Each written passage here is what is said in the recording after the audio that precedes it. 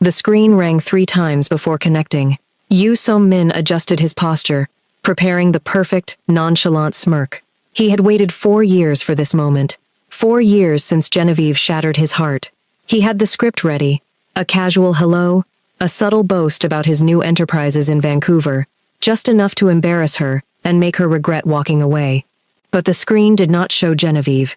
Instead, the camera fumbled, pointing at a snowy ceiling, before settling on 4 identical pairs of striking gray eyes staring back at him.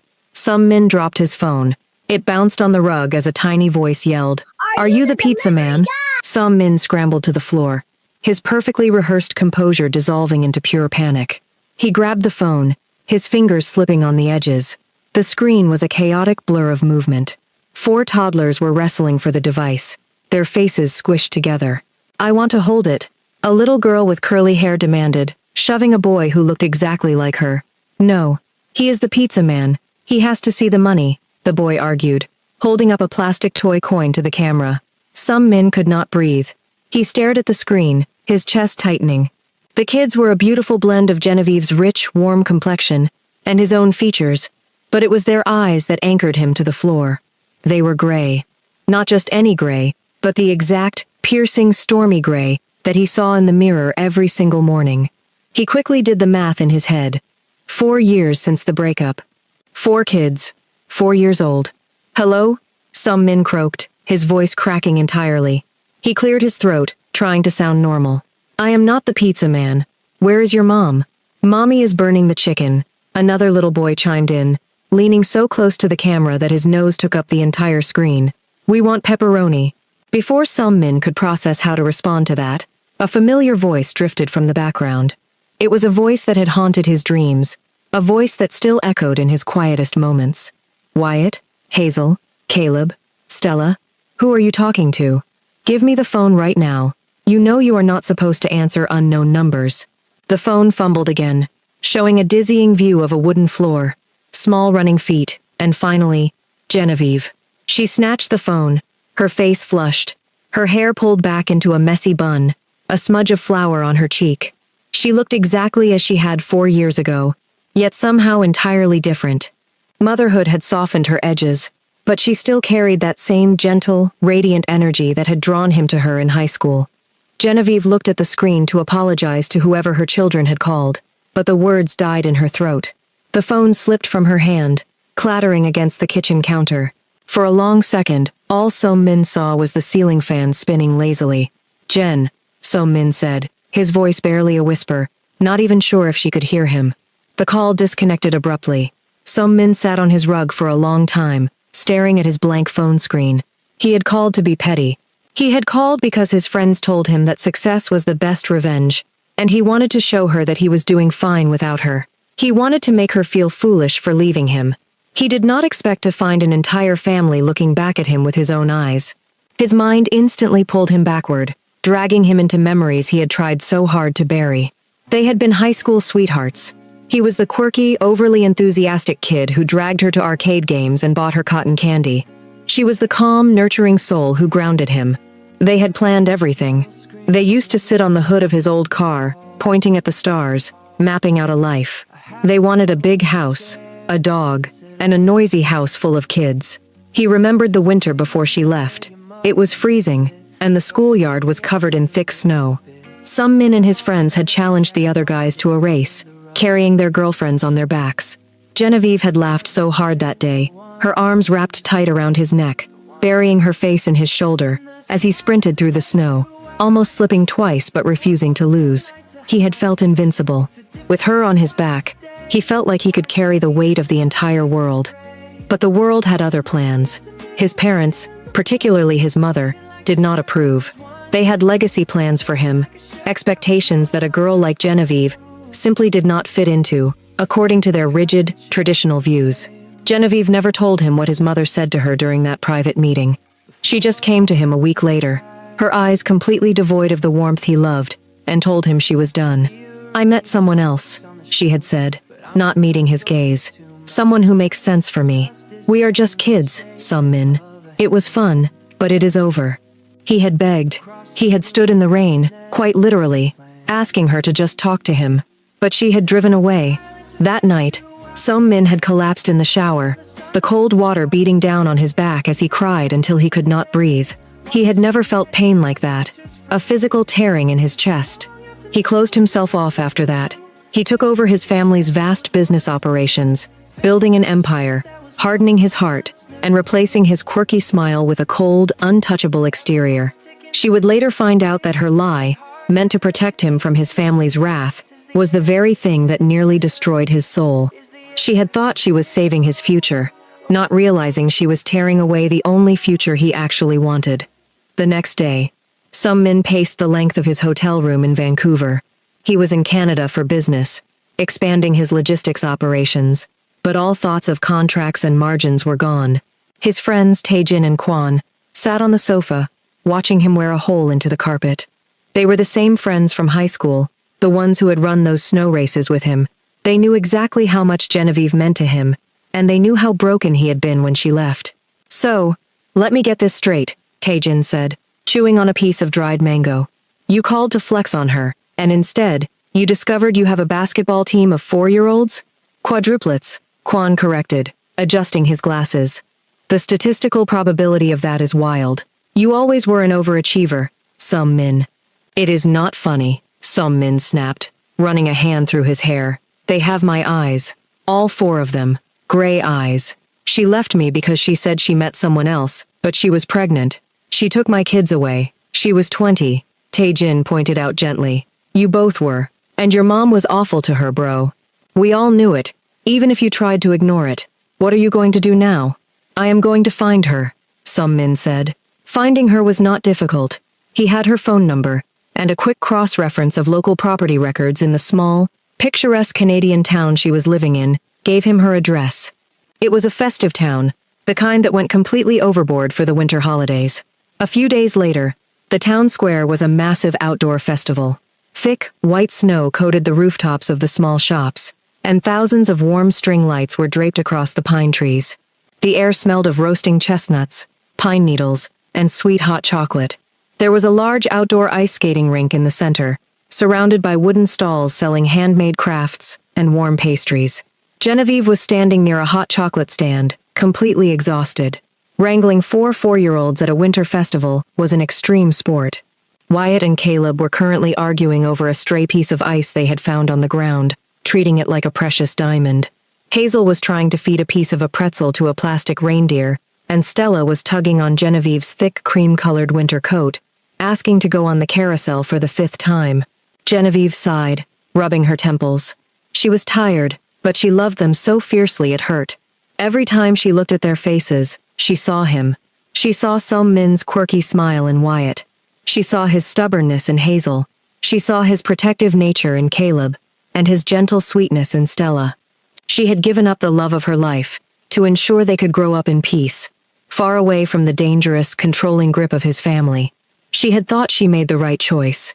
He did not know it yet, but these 4 chaotic toddlers were about to completely dismantle the tough exterior he had spent 4 years building. Genevieve handed Stella a cup of warm milk and turned around to check on the boys. Her heart simply stopped. Standing about 10 feet away, flanked by Taejin and Kwon, was Yoo Sung-min. He was dressed in a long, dark wool overcoat, looking every bit the powerful, wealthy man he had become. But his face was completely unguarded.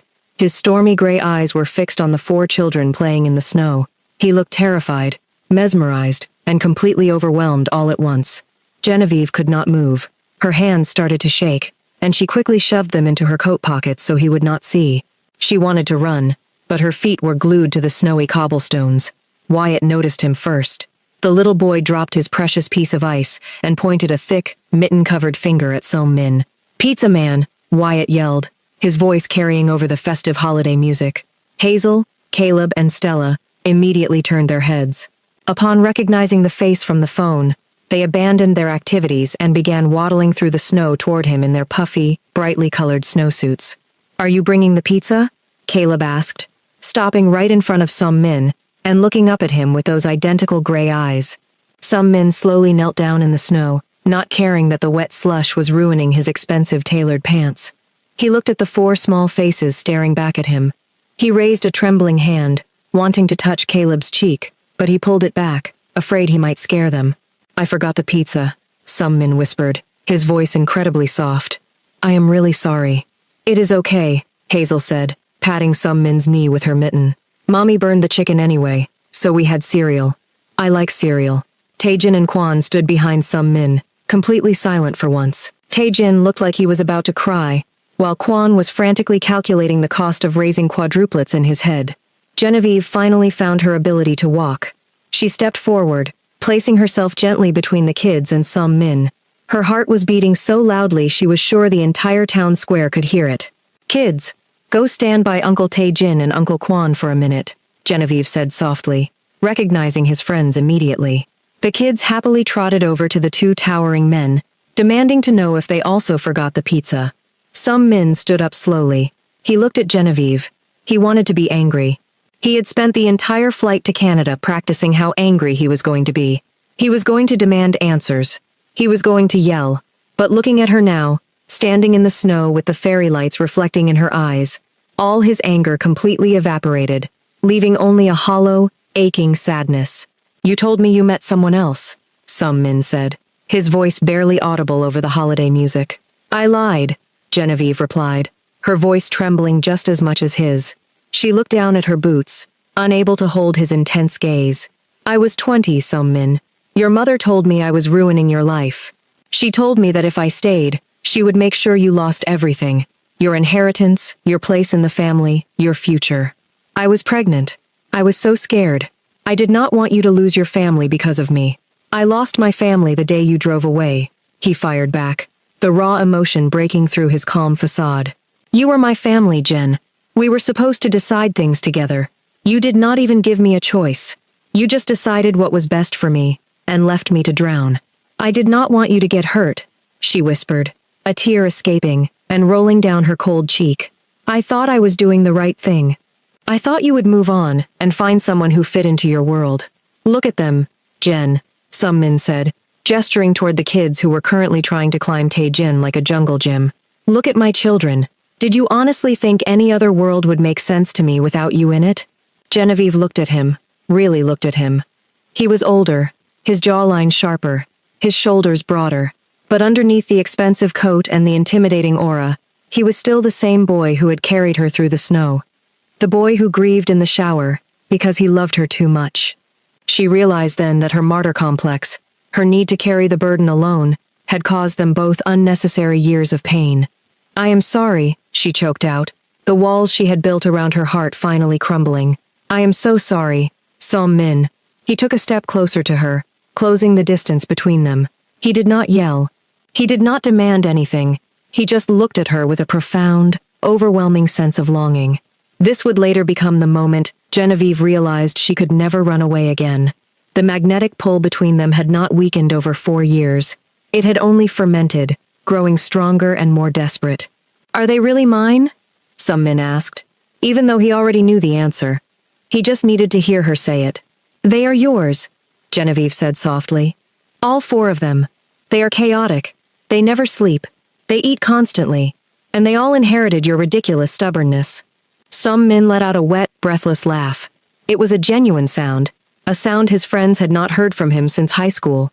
He reached out, hesitating for a fraction of a second before gently wiping the tear off her cheek with his thumb. His touch sent a familiar, electric shock straight through her system. I missed you, he confessed, his voice incredibly vulnerable. I tried so hard to hate you, Jen. I really did, but every time I closed my eyes, all I saw was you. Before Genevieve could respond, a small tug on Sung Min's coat interrupted them. Stella was standing there, looking up at him with a serious expression. Are you going to be our new dad? Stella asked bluntly. Because our last dad was just a picture in Mommy's drawer, and he did not talk much. Sung Min looked down at his daughter, his heart swelling to a size he did not know was possible.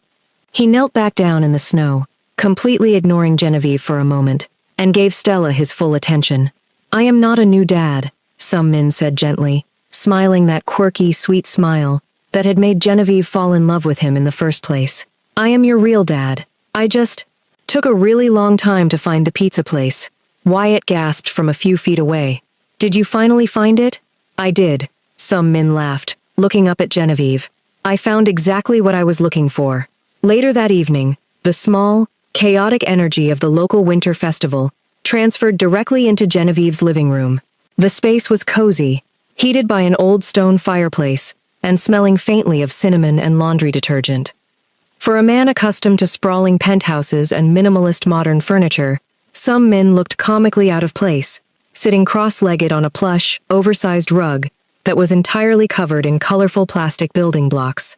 Tae-jin and Kwon had already been recruited into a high-stakes construction project by Caleb and Wyatt. The two men, who routinely managed multi-million-dollar logistics contracts, were currently arguing over the structural integrity of a plastic tower.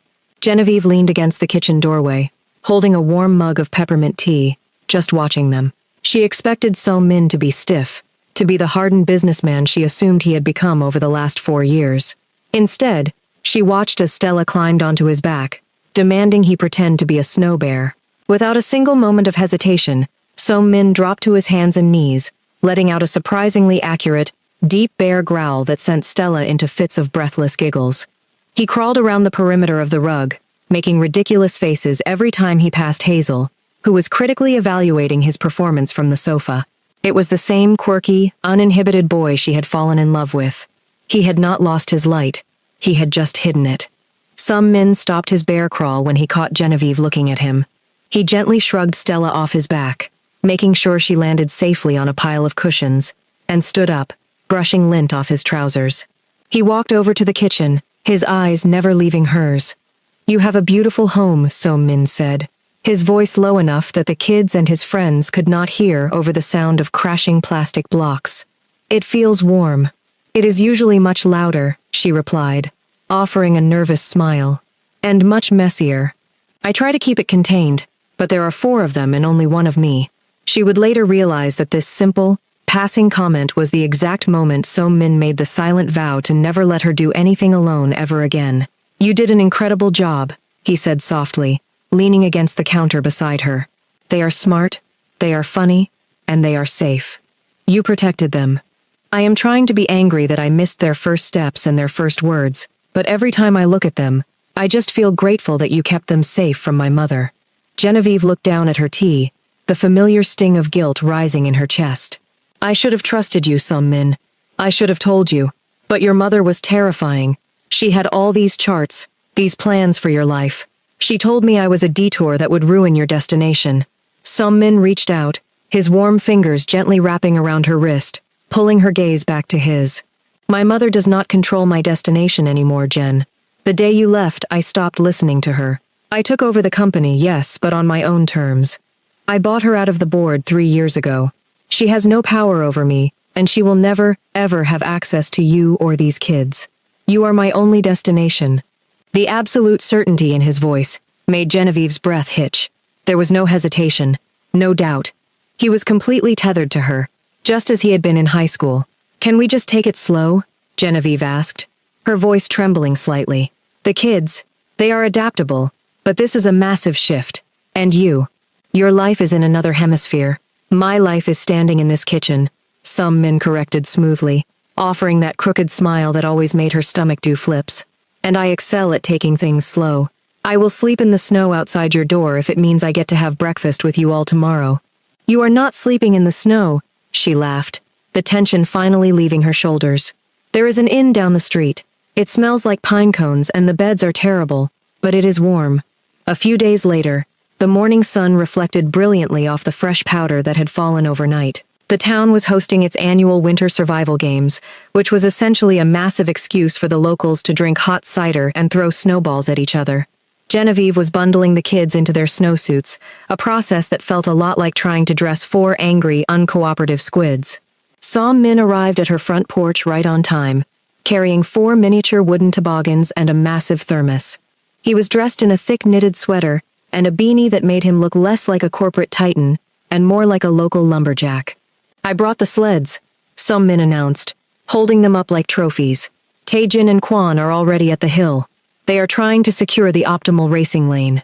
"You are taking this very seriously," Genevieve noted, zipping up Caleb's jacket. "Of course," Sung Min replied, kneeling down to help Hazel with her boots. "Your uncles challenged me," he whispered conspiratorially to the kids. "And we do not lose to Uncle Tae-jin, do we?" "No," the four kids yelled in unison, instantly energized by the prospect of a competition. The walk to the town's sledding hill was chaotic. Wyatt insisted on holding Song-min's hand the entire way, while Caleb dragged his sled behind him, deliberately trying to hit every icy patch he could find. Genevieve walked a step behind, just watching them. Song-min was naturally attentive.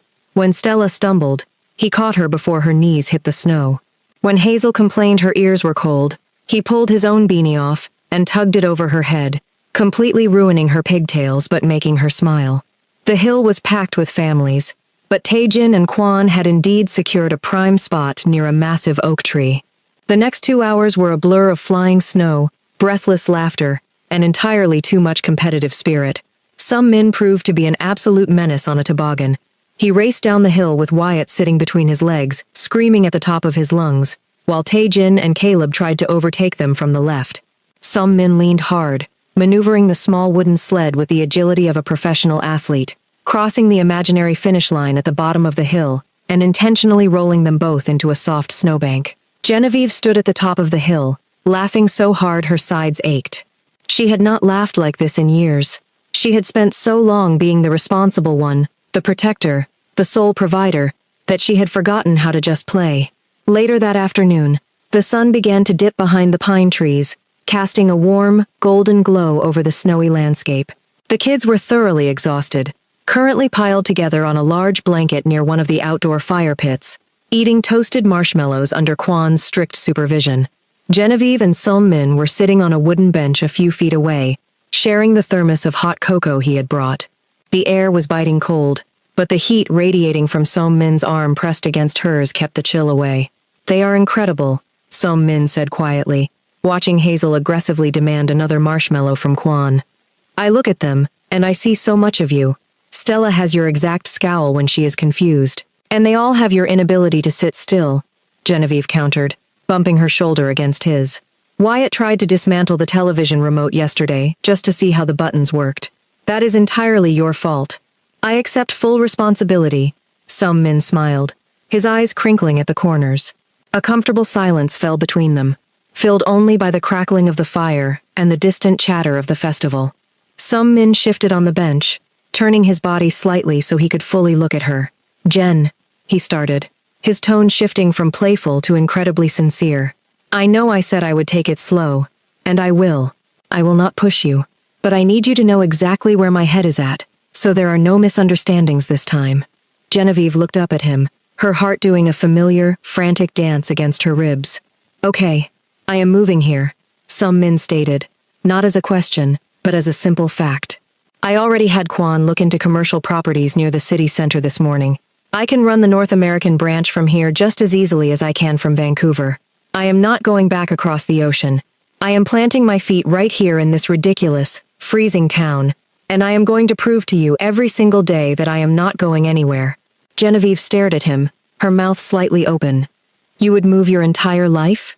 Your headquarters?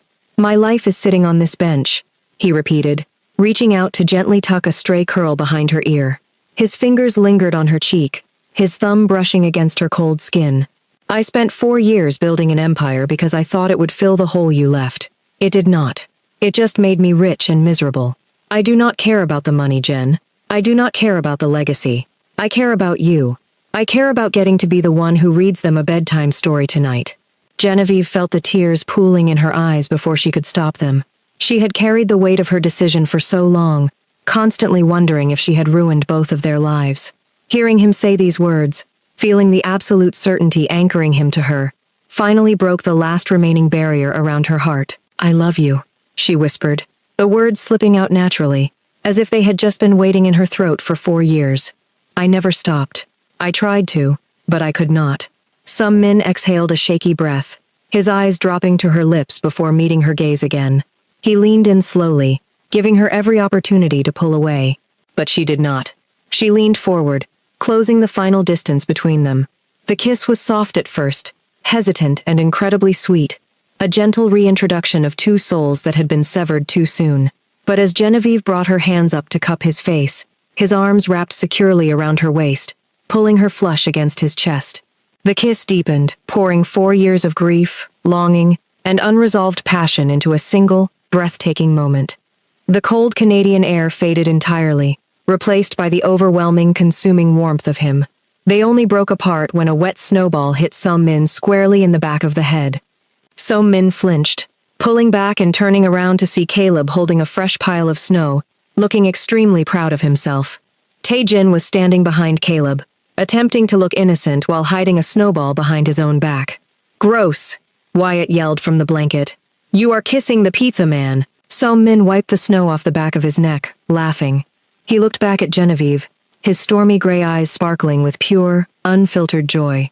"I think I need to teach my sons about timing," Sung-min joked, standing up and brushing the snow off his jeans. He reached a hand down to Genevieve, pulling her up from the bench. She naturally intertwined her fingers with his, the fit so perfect it felt like muscle memory. As they walked back toward the chaotic pile of children, Sung-min suddenly stopped. He let go of her hand, took 2 steps forward, and crouched down in the snow, looking over his shoulder at her. "What are you doing?" Genevieve asked, tilting her head in confusion.